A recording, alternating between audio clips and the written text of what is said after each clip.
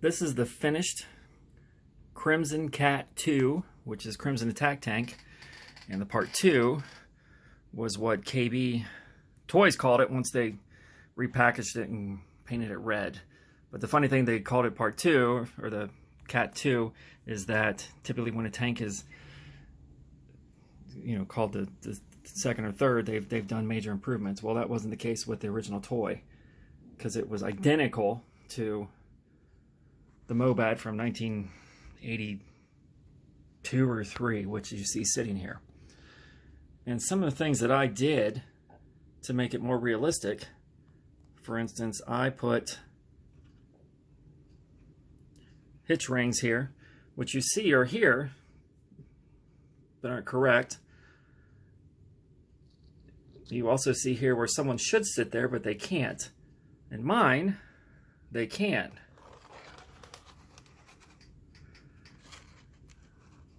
See, now there's nothing in the interior whatsoever besides a guy. I didn't take the time to do that. But also there's clear plastic, which would be like a glass window. Also, the mobat didn't have any kind of headlights. Well, mine does, as it should. And is where this was kind of a sad attempt to make a spare track. I actually put a spare track on there, as a tank would.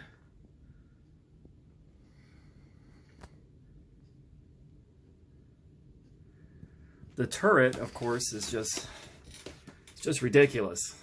I mean, this is all you've got. You've got this guy like this, and you've got a hatch that never would have worked.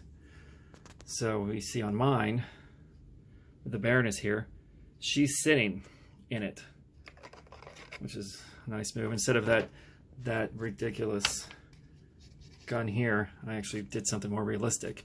And also, you'll see this bulge here, which was a more realistic version of this out-of-scale bulge. Now, I didn't take the time, not take the time, but you see all of this just nonsense detail, and with details from what looked like model kits from 135 scale. They just slapped on here just for any kind of just interest. I didn't do that. As a matter of fact, let's just move this away. Get that out of the way. I tried to make mine more realistic, and I did it weathered. Typically what I do is I do 135 scale tanks, so I put some of that realism in there. Also, with my searchlight, you know, I have a clear glass, or well, clear plastic on the searchlight. And the turret lifts. Well, not turret, the gun lifts. I also put a periscope, which the mobat has periscopes, but they're, again, out of scale. Another fun thing I did, I'll go back to this one more time, is we see here, there's a tow cable here. I actually took the time to put a real tow cable there. The tracks were individual. I made them all. Then back here, I did exhaust, real exhaust. There's the smoke paint from Tamiya.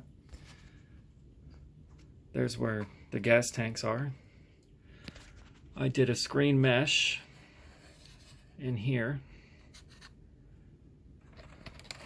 This is all out of, the bulk of it is out of cardboard. Like that's a plastic straw. The gun barrel is 2 different dowel rods. The antenna you see here is wire and sprue. This is a corner of a piece of sprue off of a model.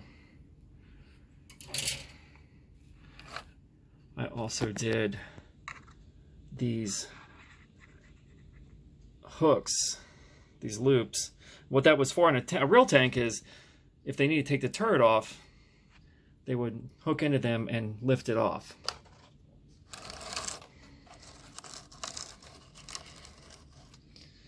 I did braces like a tank would have. And of course weathering. And chipping. Give it a worn look. The small handles are bent wire. This is heated up and bent sprue. This is the pieces of plastic that hold model pieces in that sprue. And I printed out the decals. But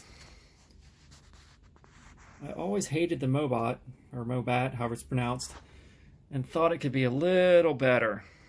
So with my COVID-19 time off, I made a better version.